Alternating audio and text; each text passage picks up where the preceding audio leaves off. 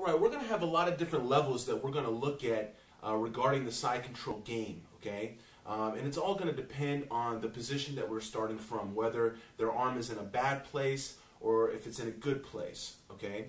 To start things off, we're going to look at a very basic level and talk about when their arm is already in a bad position, all right? A lot of times when you pass guard, you manage to get the underhook, head control, and you have really great positioning. So when you get to side control, their arm and their body is in a very compromised position already. And that's where we're going to start. And as we go through the series, we'll talk about all the different options for when their arm is in different places, and all the way to whenever they're in a good position, and talk about how to deal with that from there as well. So let's get into it.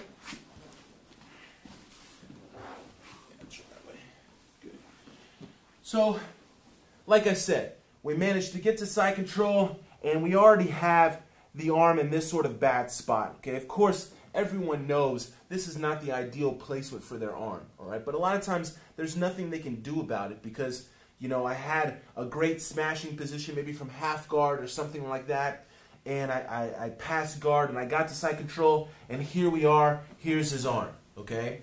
So, let's just talk about a little bit of body positioning and control before we look at our offense, okay? Some basic things with how I want to apply my pressure and my control here, okay? I'm going to let you see my lower body.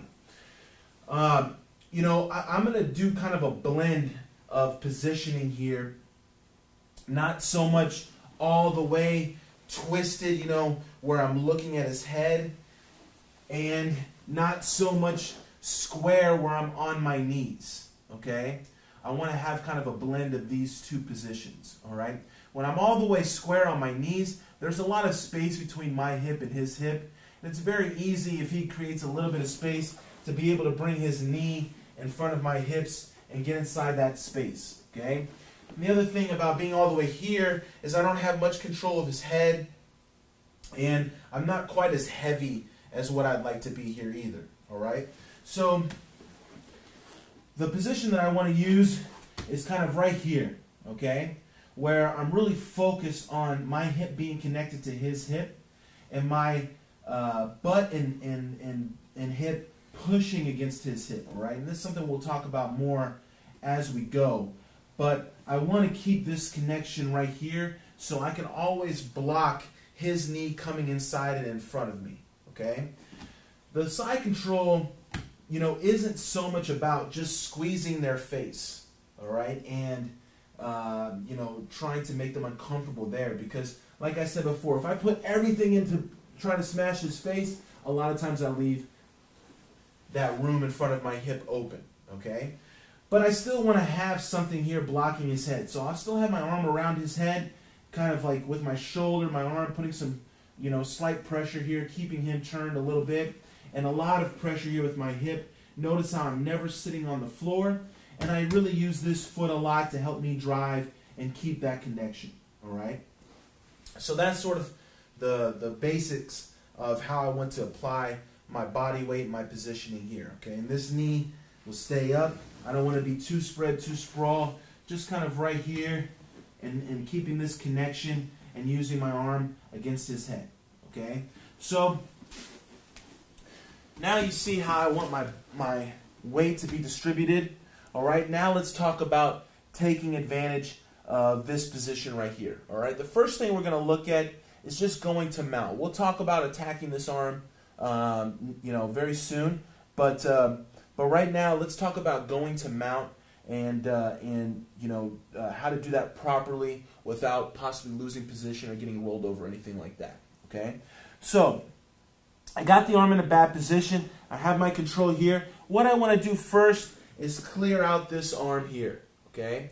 So I want to get my knee inside this elbow, all right? It's very important that I kill this arm because this is going to be what, could allow him to escape to a half guard later on down the line if I don't kill this right away. So I'm here.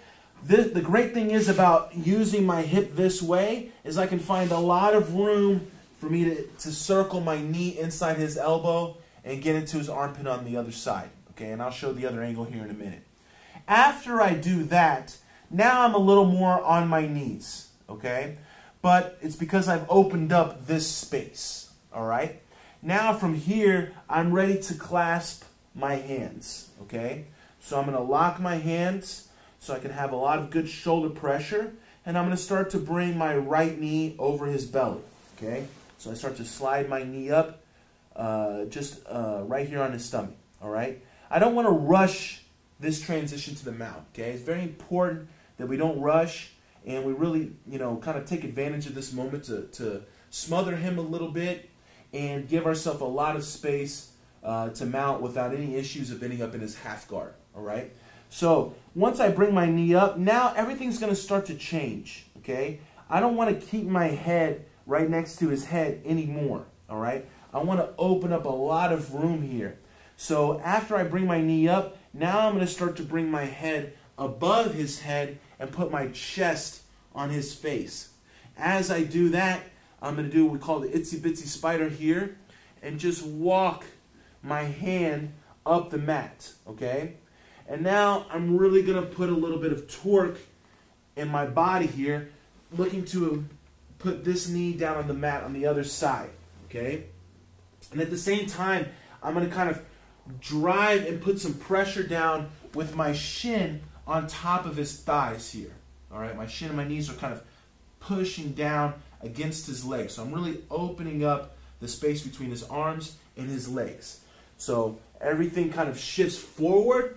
I have this pressure with my legs. I walk this arm all the way up. Normally I'll get to where my hands are kind of like above his head here. So it's hard for him to bring his elbow down. Okay, I have a good lock and secure control here.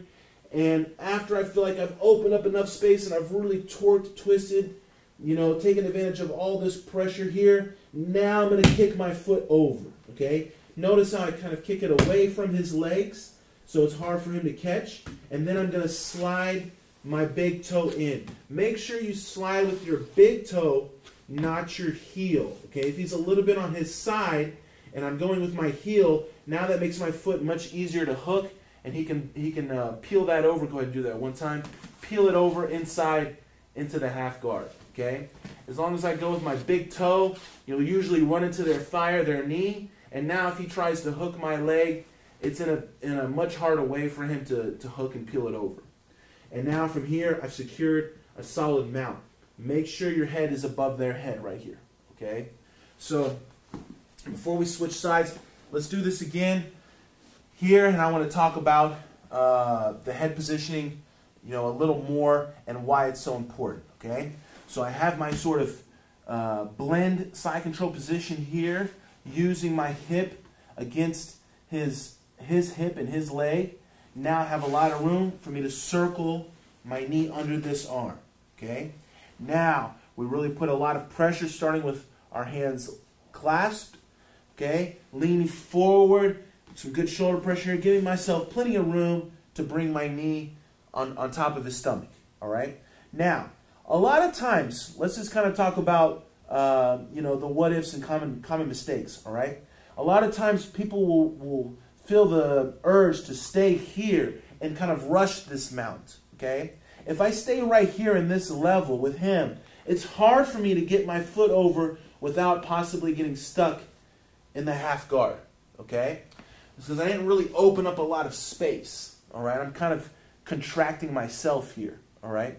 The other thing is, even if I did manage to get over to mount, I'm right in the most powerful spot for him to want to bridge, probably this way, bridge me to your right, here, and want to take me off balance, okay? Because I'm directly over his hip and my head is right over his head, all right? So I'm in the power of his bridge, okay?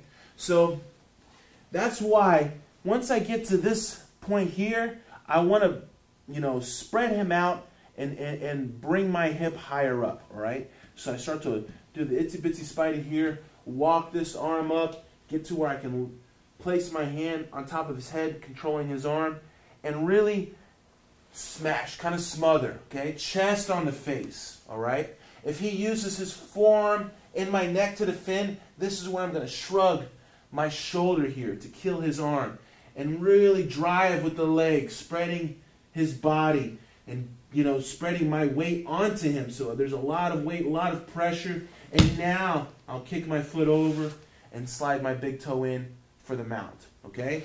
So let's look at the other angles. Go here next. All right? So this is my positioning here.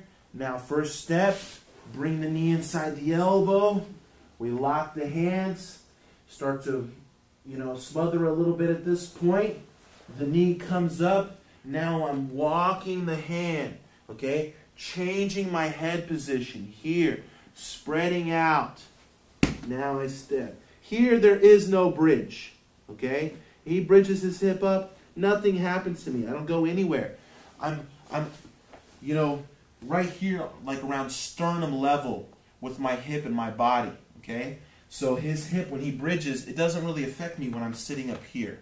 All right? And the fact that my chest is in his face, and he has this uncomfortable smother vibe, it makes it so much easier to be able to maintain this and much harder for him on bottom. Okay? Now this side. All right? So we pass. The arm is in bad position. We decide we want to take the mount. We get this good pressure here. Opens up a lot of room. Bring our knee inside. Lock our hands. Leg over. Walk the hand up.